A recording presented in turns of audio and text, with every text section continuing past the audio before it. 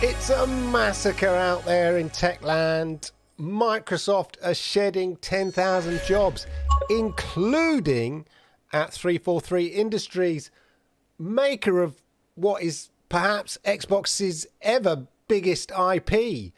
What does this mean for Halo? What does it mean for Xbox? What does it mean for Microsoft? Plus, all the Xbox news. What can we expect from the Bethesda presentation coming up this week? All the games and much, much more. Yeah, it's titles time.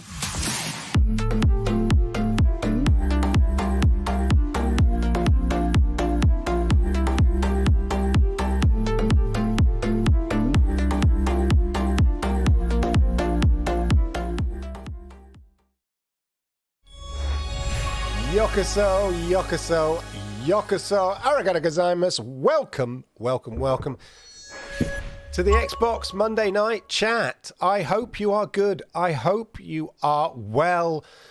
Let me know, as ever, what games you've been playing. Put it in the chat. It's all about the chat. The chat's there. There it is. Put it in the chat. It's all about the chat. As I say, we're going to be talking. It's like, as I mentioned at the beginning, it's a massacre out there in Techland. We're going to be talking about that. We're going to be talking about Microsoft, Halo, implications on that. I mean, when you're cutting jobs at the developer of your biggest IP, should we be worried? And all of that. Plus, of course, xCloud, Games Pass sees a massive game land this week in the shape of Monster Hunter Rise and all of that. So lots to discuss. And as ever, I think it is on Wednesday, we have the Bethesda developer presentation. We're going to be seeing lots of hopefully exciting games from Bethesda. But what does it all mean in the light of the kind of current layoffs and the massacre in Techland out there, which is impacting people? I mean, it's just numbers on a sheet for accountants, but, it's just 6%. It's real lives people are affected, and it's not just Microsoft. In fact, today, Spotify, it's like a disease. It's like part of me thinks like these tech companies, are they just kind of looking around going, oh, we ought to be doing it as well? Or is it a natural shedding because of over-employment during the pandemic? Who knows? All of this and much, much more. As I said, there's a lot going on in Techland. Let me know what games you've been playing. Put it in the chat. I always like to hear that. And also let me have your views or news or subjects you think we need to be discussing on the Xbox Monday Night Chat today. Ladies and gentlemen, let's just see who's in the chat. Early birds, as ever. Jerome there. I like playing Halo Infinite. At least the campaign. I enjoyed the campaign. The thing about Halo Infinite is it's good. It's a good game, well made, well constructed. Yeah, well delivered. But for a major franchise for Xbox, doesn't really move the needle. It's not adding anything. It's just a really good game, and there's nothing wrong in that, and I enjoy it for that. But you expect a bit of it, part of it, for you to go, wow. But what it's done is it's sort of lived up to expectation, but no more. And I think what you need from your major IP, especially in the first year, or the IP that is the launch, effectively the launch IP for the next gen, your current gen, you want it to push the needle. You want it to offer something new that other games, don't. In that same way that the first time that, you played Halo, it was like, wow, this is different. They've taken first-person shooters, and they've taken it. Bungie at the time had taken it to another level. But now there's plenty of games as good as Halo, look just as good. There's plenty of games better than Halo. It's not a bad game. It's delivered really well. It's developed really well. But it just, it does what it says on the can. I like the... having said that, I actually like the multiplayer bit, actually, because of its simplicity. If it ain't broke, don't fix it. That is the risk, despite what I've said, of pushing the bar too far, is you break what's already good. And that's the difficult balance, I guess, the developers have to strike with a game like Halo. Deliver what the audience want, but don't go, but at the same time, push the boundaries, but don't, but not at the expense of what is, the core of the game. So Jerome there is frustrated by xCloud. So I think what you're saying is your £1, your $1 offer is up. Yeah. Well, if it's not working for you, then $15 is not worth it. If it's frustrating. I mean, I tried to play Monster Hunter a few days ago, and there was some issue. It wasn't loading in, so I sort of got bored and went and did something else. But hit the likes, as ever, indeed. Ray's in the house. You, Clive. Good to see you, Ray. And Sednar there. Hello. Everybody, good to see you. Right. Who else? Playing Elden Ring. Still not got round to it. Currently got to figure out how to get out the Impaler Catacombs. Oh, no. See, it strikes me as one of these games I find would find frustrating. The gaming industry is a worry. It is indeed. They bet big, but if it doesn't come off, you lose big. And, Ubisoft are going through it at the moment, aren't they? Yeah, poor Google. Poor Grace. Exactly. Flying deliveries. Everybody, like even core bits of Google are impacted.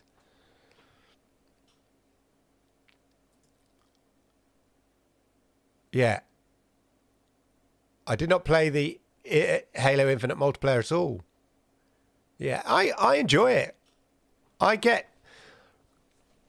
It's interesting. I was talking to my son about PvPs, because I'll come to it later. I've been playing another PvP game, and it's a mix actually of PvP and PvAI, whatever, PvE, and it's really enjoyable, and I'll come to that in a minute.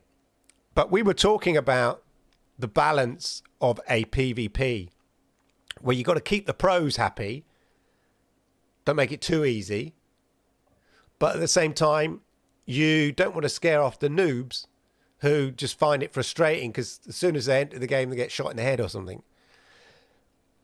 And the Halo multiplayer, I find, as somebody who loves a bit of PvP now and then, but is not very good at it, I find the balance in Halo is really good. I get kills. I'm middling. I don't know if that's the matchmaking or whatever, but I find I get enough kills. I'm not at the bottom, Sometimes I get near the top, but I have fun, and that's what matters with those kind of PvP multiplayer games. If you're not having fun, if you're getting shot all the time, instantly, and then out of the game, it's not fun. So, have you watched Mythic Quest? No, I've heard about it. There's a whole storyline about a game being technically great but not fun. Oh, interesting. That's the thing. It's like, it's got to be fun, hasn't it? Ray is loving Monster Hunter Rise. I remember playing it originally. So I'm looking forward to giving it a go. And that is the beauty of cloud, ladies and gentlemen. That is the beauty of cloud. Now, in terms of what games I've been playing, so I downloaded, because it's not in the cloud, PUBG and Call of Duty Warzone. And it was because I was going to jump into a bit of... I love PUBG, but it's even on the Xbox Series X, 100, it's still a bit potato-y, although it is enjoyable, but it can be frustrating. And I had to start again, actually, annoyingly, on PUBG. Last time I played PUBG on the Xbox was before it went free. And then I played PUBG a hell of a lot on Stadia. Loved it. But of course, there's no cross save. Doesn't carry forward your progress. And since it went went free, you have to start again. So when I started playing PUBG on Xbox, I had to start again, go through all the training. But the enjoyable thing is, you have to go through you have to do about like 8 rounds of the game against AI. Well, that's like 8 winner chicken dinners. My daughter came in and saw me. 3 people left. She didn't know I was playing AI all through. Computer characters, not real people, because it was the training session. Another chicken dinner, thank you. But I thought I'd download Warzone because I thought, I like Warzone's more up to date. Graphics are slicker. It moves faster. PUBG can be a bit frustrating. It's a bit slow. I like a game like Apex Legends, which is fast. It feels really fast. Your character feels fast. It's action-packed. It's boom. Apex Legends got that balance really, really well when they brought it out. And I was sort of inspired by playing a few rounds of Fortnite on GeForce Now. So I thought, yeah. But Warzone, Call of Duty Warzone 2 has a new mode in it that they're promoting at the moment, and it's DMZ, or DMZ, as we would say this side of the pond. DMZ. And it is a mix of PvE, PvP. So what it is, it's a bit like Escape from Tarkov, but not quite as complicated. It's a bit like what I think X-Defiant, the Ubisoft game, is meant to be like. X-Defiant or Heartlands. So basically, you dive into the map, right? You spawn into the map. You can play it with a team, or you can play it solo. I played it mostly solo, although I did play with my son as a team. You dive into the map, and there are loads of missions to do. Yeah, like rescue a hostage, or find some nuclear, waste, or get some intel, right? And those are all sort of, you're playing against, the sort of the game, the AI, as it were. You're playing against the characters there who are, manning a camp or a hostage place or whatever. And they're quite good. They're quite difficult. You do the mission, and you either can do some other missions, and wait until the end and battle it out in PvP to be the last one exfiltrated, or do one mission and then go to an exfiltration site, get to the exfiltration site, and get out. But there are real people also on the island, as it were, in the game, doing their missions. And sometimes you meet each other, and sometimes you don't. It's a bit like Sea of Thieves. You can sort of go round and you never meet anyone. Go to an island and fight some skellies. And other times you come across people. And at first I didn't know what the etiquette was. Do you shoot other people? Or do you sort of let them get on with their mission? Which is a bit like, a bit like Sea of Thieves. Do you sink somebody just for the hell of sinking them? Or do you sort of say friendly and let them get on with their mission, whatever? So the first time I met somebody within the game, I was in the middle of a mission and I came across somebody else. I instinctively shot them. And then I felt a bit bad. I thought, oh my God, what is the etiquette in this game? I've no idea. I'm in the middle of my mission. Was I meant to shoot them? Or do you just let people get on with their mission until maybe the end? Anyway, I carried on a bit. And then this other person, real person, shot me. And then he came over in my headphones. He was like, oh, sorry, mate. Oh, my God. Sorry, mate. I didn't realise. Oh, sorry. And he revived me. And he was so apologetic he'd shot me. I was thinking, oh, Perhaps I shouldn't have shot that other guy. But it is quite difficult, especially on your own, because there's no revive. If you get shot, you know, normally if you're with a buddy and you get shot, your buddy can revive you. But unless you've got like self-revive, you get shot, you're shot. You're bleeding to death, that's it. You have to cancel out the game. But the beauty is the load-in times to start again. And all last night, like all day Sunday, I was just like repeat, rinse and repeat, rinse and repeat, rinse and repeat. Find a new mission, do the mission. And I never managed to get exfiltrated. I got to the site. First time I got to the site, someone else was there, a real person, and they shot me. Bit rude. Wasn't too sure. I'd never been to the exfiltration site. Second time I was with my son, and we were outnumbered by the computer characters, the AI characters. Again, we weren't expecting. But it's a really fun game because it doesn't have the kind of frustration of if you're not very good at pure PvP, right? Like Warzone, the main Warzone Battle Royale, right? You got to be good. You can have fun, but, you know, you're up against other people. There's not that you might not get that many kills. But because this has mission based, it's a bit like Far Cry or something. You know, you just find a different mission on the map. It's all marked in yellow, and you go, I know, I'm going to get I'm going to get this intel, and you find a phone, a mobile phone. It tells you where the intel is. You go and get the intel, and then you have to go up a tower, find a tower, broadcast the intel, and when you've done that, you've got to get the hell out of there, get to the exfiltration site.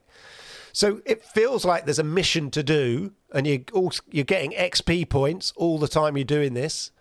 And then if you get out safely, and you scavenge like you do in the Battle Royale, you scavenge on the way, upgrade your weapons, because sometimes you go, as I learned, sometimes I had no weapons. It freezes out your weapons if you play too much and you keep losing. But because it's done, because it's Call of Duty Warzone, technically the game is of such a high level. It looks so cool in terms of graphically. It plays really. I know this is not fashionable. I know people are Warzone, you know, it's crap. It's easy to say it's Warzone crap, but when you step back, it's a really well delivered game in general. Graphically, it looks really good. It plays really good. But this DMZ game, it's in beta apparently. I really, really enjoy it. And I highly recommend it if you like me and sort of get a bit frustrated with PvP, but quite like doing first-person shooters, and you want that kind of mix of like a Far Cry mission-based thing on an open world with randoms in that world who you might or might not meet. You can usually tell the randoms because suddenly a car will come and it's driving erratically.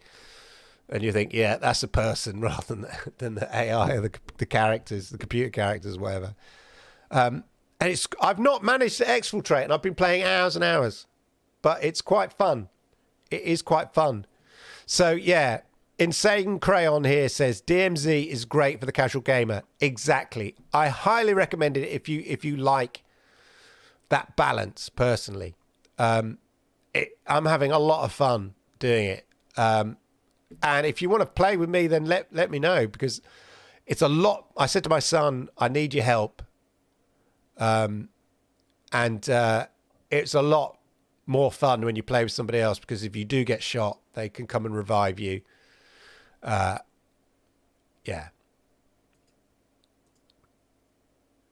Your son shot you, I had a great time. Yeah. Remember my son shot me in PUBG. I'm playing lots of Atari these days and loving it. A week left to claim 3 months of Apple Plus on your LG, or check that out. Thank you, Internet of Games. I will do that.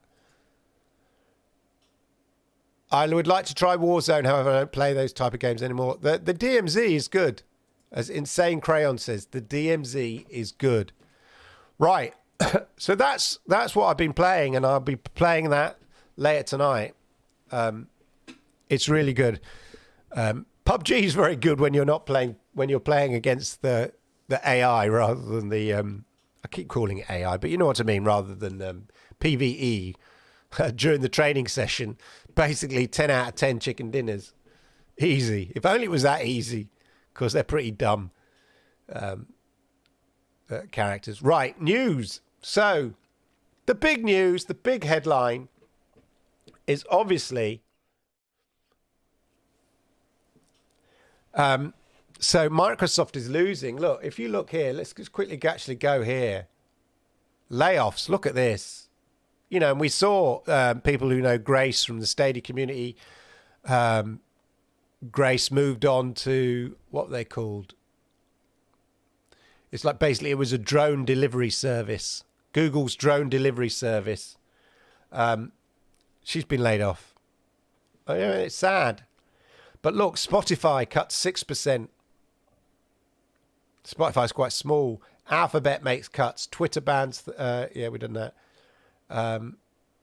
Area 120, Google's in-house incubator, impacted by the layoffs.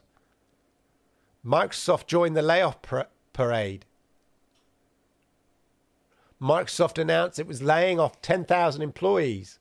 Wasn't a shock because Salesforce, so they're one of the biggest cloud suppliers to industry business in the world, along with Amazon. Meta have been there. Alphabet with 12,000 jobs. Consider Microsoft had over 220,000 employees at the end of last year. That's up from 163,000 in 2020 to 181 in 2021, meaning they added another 57,000 employees in the 2 years period before cutting. This is the issue. A lot of companies, so this is under pressure from investors. And a lot of investors feel that companies grew too quick. You think about it, it's like interesting that Microsoft is spending 78 billion on Activision Blizzard. 78 billion. They are investing several billion in chat, GTP, the AI. Even as of today, they announced they're investing more in that. But investors love that. Investors love investments. What investors don't love, overheads, i.e. human beings, which is not very nice if you're one of those human beings. But that it is massive growth. From 20 to 21, it went up 20,000. And then from 21 to 22, it went up 57,000. And this is seen across the industries, growing too quick. And then recession happens, you know, COVID happens, economic global recession happens. These companies were ramping up for potential growth and future profit. Nobody saw the pandemic coming and then the global, economy crashing in the way that it did. But some of these layoffs impacting 343 Industries, who came out with a statement saying, so bear in mind, Halo and Master Chief, Halo is to Microsoft. Sorry, no, let's get this right. Halo is to Xbox what Mickey Mouse is to Disney. Yeah, it's what Mario is to Nintendo. That's how big Halo is. So when you're laying off people from the developer that, delivers your arguably your biggest franchise historically, there was an article way back in 2011. I'll find it in a minute. Anyway, before that, however, they did come out. 343 Industry said, we will continue to develop Halo now and in the future. 343 Industries has issued a brief statement in a bid to quell concerns about Microsoft's flagship franchise, Halo.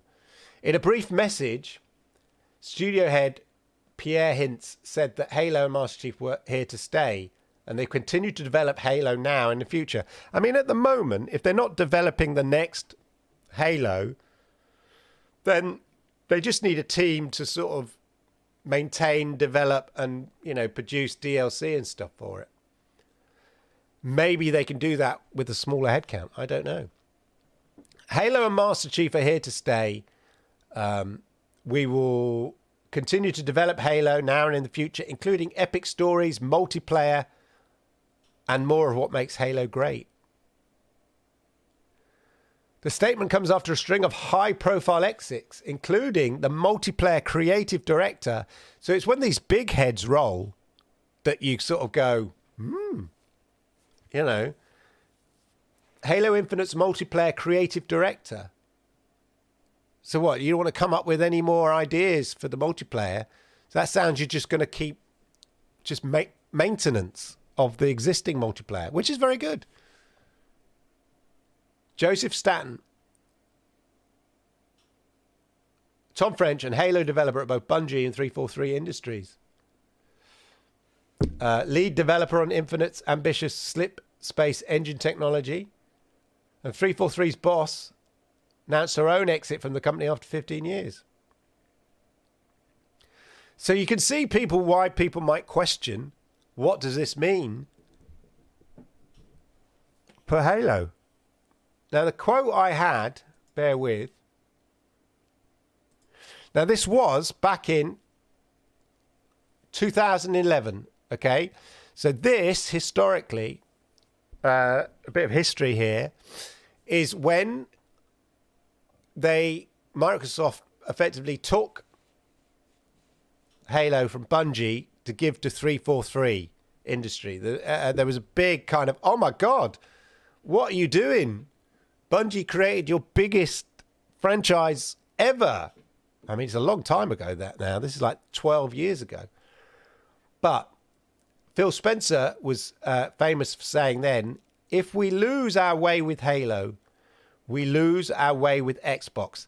That's how intrinsic and that's how important Halo was,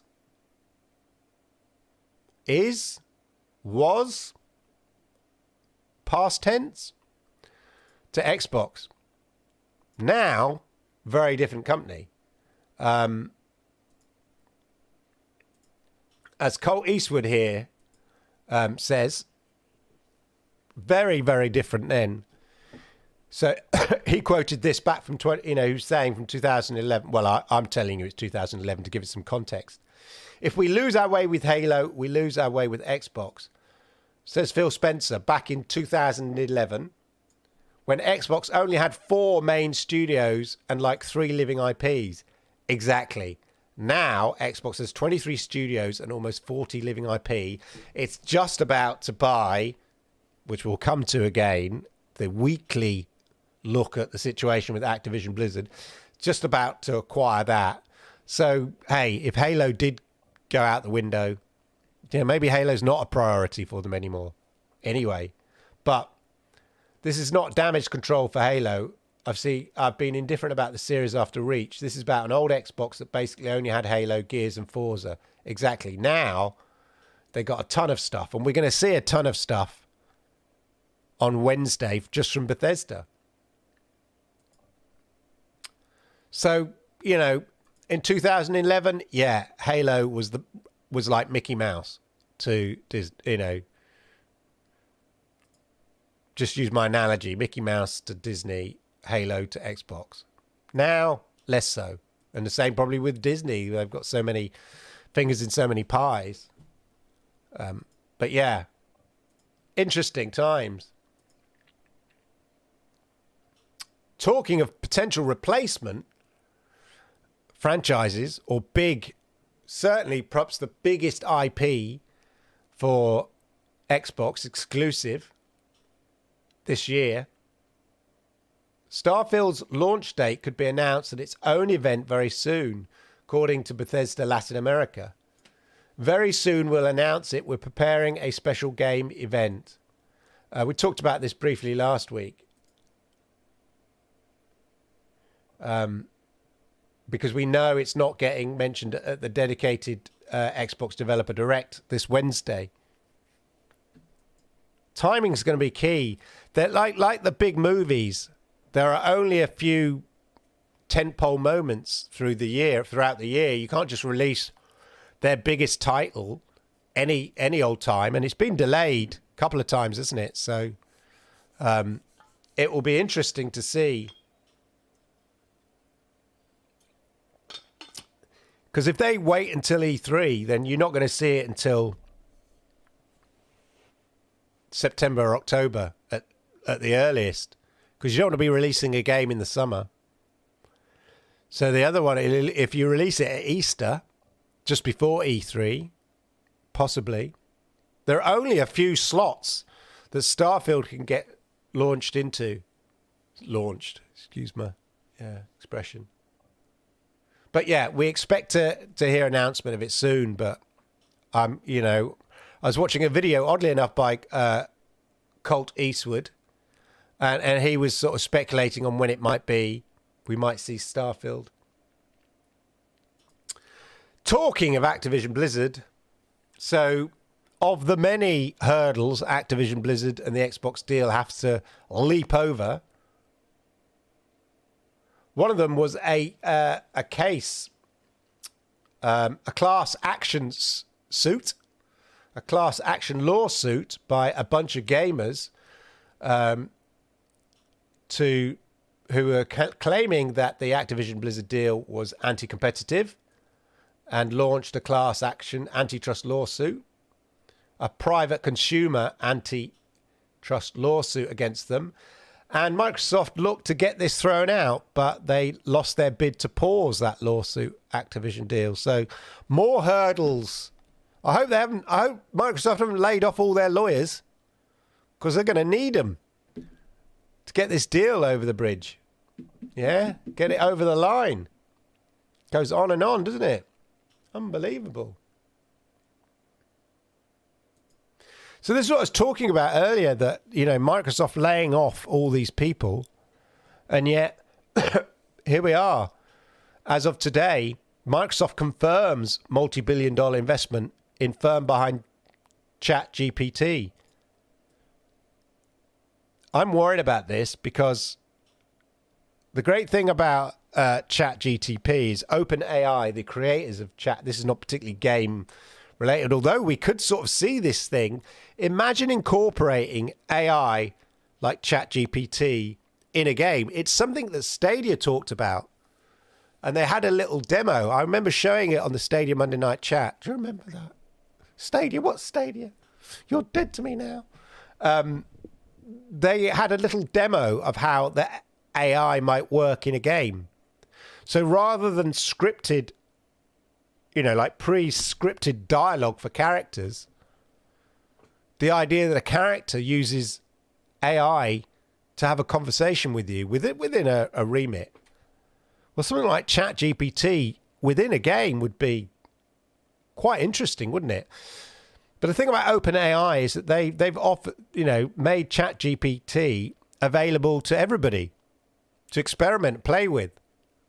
Microsoft are investing heavily in them so they can use it across their products. What I worry about is that Microsoft put it behind a paywall where you have to pay for it or something like that.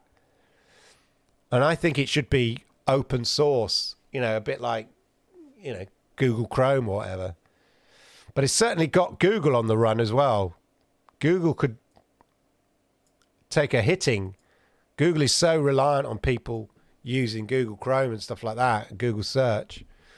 OpenAI is the first big thing in a long, long time that's sort of shaking the foundations of the tech industry.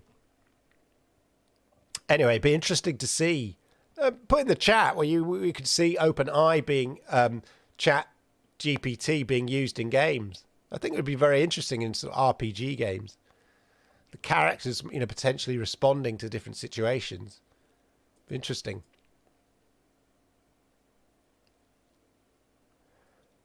But it's not all bad. And in the light of what's going on in Microsoft, this is suddenly throwing a real spotlight on this Developer Direct, which is on Wednesday. Here are the timings, ladies. Tune in, 12 p.m. Pacific time, 3 p.m. Eastern time, and 8 p.m. British time, GMT. British time, on Wednesday. Presented together by Xbox and Bethesda.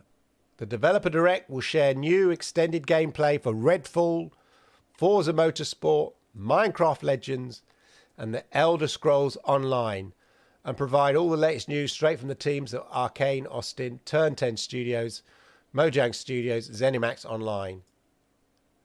Immediately followed by the Developer Direct with a full standalone Elder Scrolls Online reveal event. And you can watch it across YouTube, Twitch, and Facebook.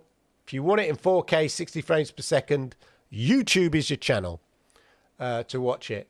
But as I said, this, I think, takes a whole new spotlight, because basically, from an investor's point of view, this is the first time this year that Xbox are sort of saying, look, here are some goodies for the year. Yeah. So investors, given the light of the layoffs, will be attentively watching this. There'll be a lot of attention on this, I think. So it should be interesting. I wonder if they'll tweak it at all in the light of the layoffs.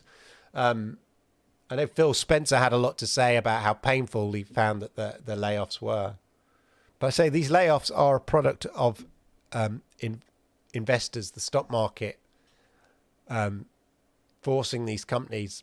As I said, I saw an article in The Guardian saying Google aren't going, from an investment bank, saying in their view, Google aren't going far enough in terms of the layoffs. So these layoffs are a product of investment banks saying you've got to cut your overheads.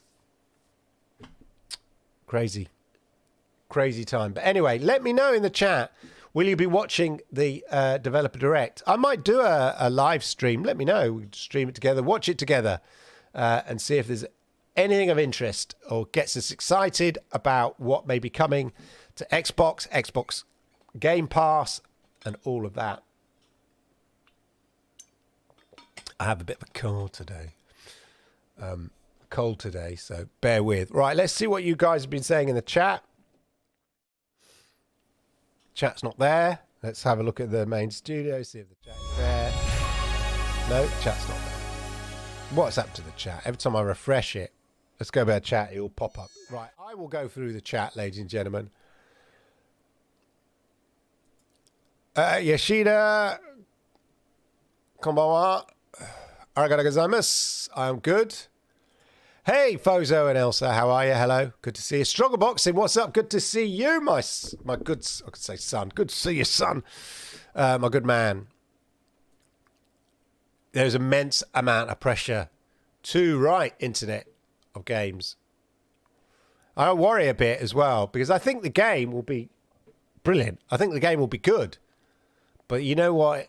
Will it be as good as people wish it to be, want it to be? Bethesda's Tom Howard is working with generative methods for NPCs, but confirmed they won't be in Starfield. Yeah. Interesting. I saw, again, it was Colt Eastwood YouTube video talking about Todd Howard is a big fan of 30 frames per second over the visuals. He'd rather have really cool looking visuals, so 4K at 30 frames, at a consistent 30 frames per second. Will we see Starfield at that? Or will they do it's, surely as a first party studio, surely for the Xbox Series X, there needs to be a performance mode on that game. But it'd be interesting. Hey, Sean L, good to see you. Gonna grab a Luna. Yeah, no Luna here. And I don't see Luna coming to Europe soon, especially with the layoffs that even Amazon are, suffering from.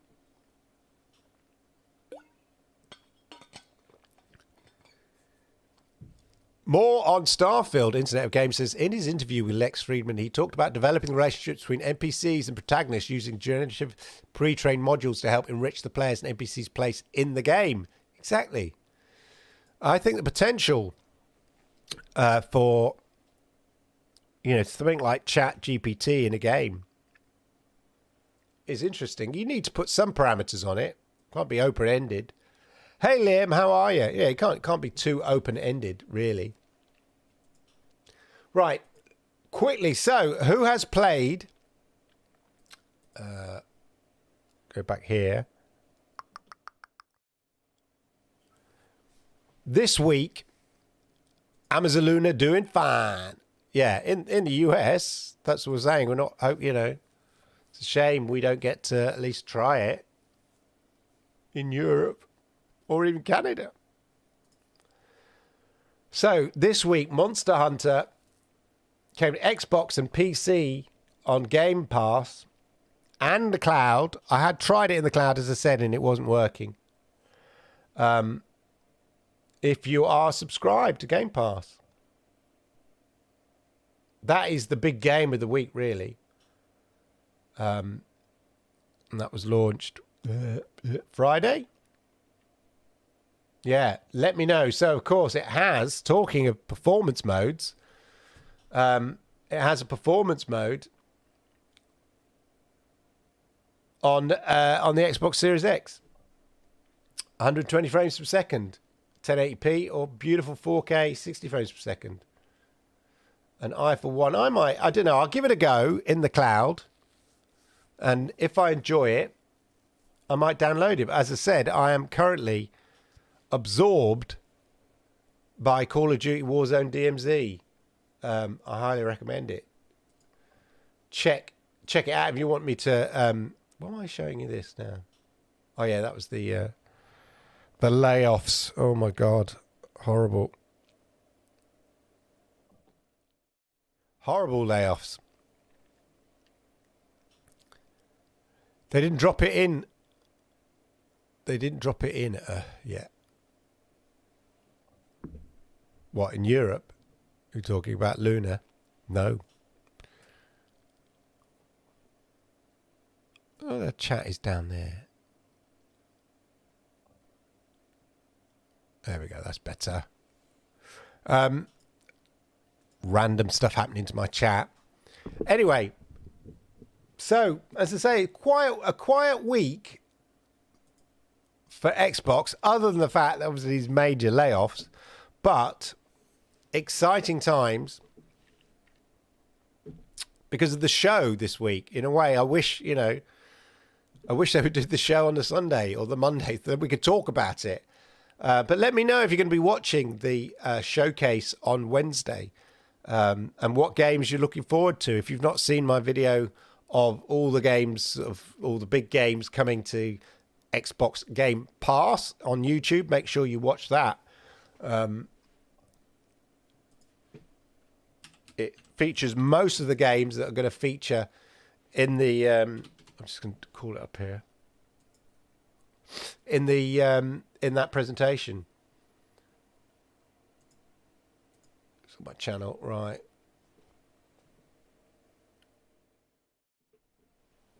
Yeah, this one here. Xbox games coming to Game Pass in 2023. If you've not watched this video, it's got lots of videos going to feature in that presentation. If you want to kind of get up to date before you see, and hopefully we're going to see more stuff than is already been released out there and stuff like that. So definitely check that out. Right.